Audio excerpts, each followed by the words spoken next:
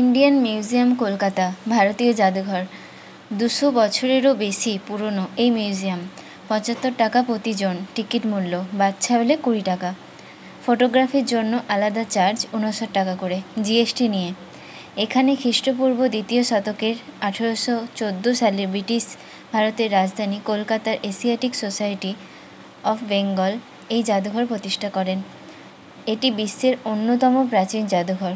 পাথর ও খনিজ দ্রব্য ঘরে সারা ভারত জুড়ে কোথায় কোথায় খনিজ দ্রব্য পাথর পাওয়া গেছে সেইগুলোই রাখা আছে এখানে।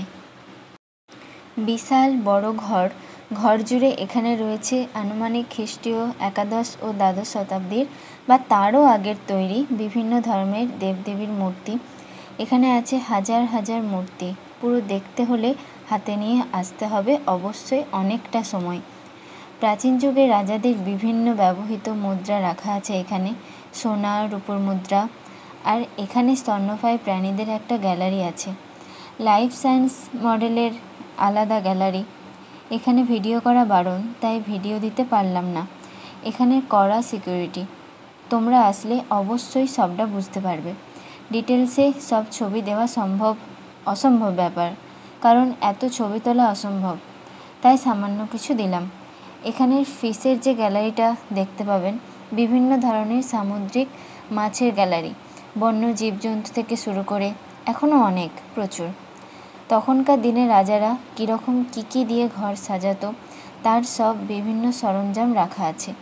আমি তো বলবো আপনারা যদি এই মিউজিয়াম দেখতে চান ভালো করে, অন্তত হাতে 4 থেকে 5 ঘন্টা সময় নিয়ে আসবেন, তবে পুরো গ্যালারিটা ভালোভাবে দেখতে পারবেন।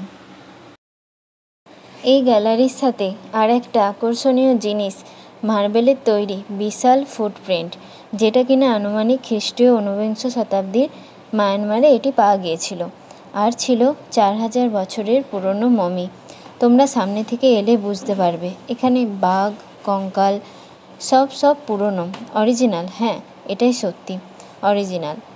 গরিলা থেকে শুরু করে শিম্পাঞ্জি, আমার এসব জন্তু জানোয়ারদের দেখতে খুবই ভালো লাগে।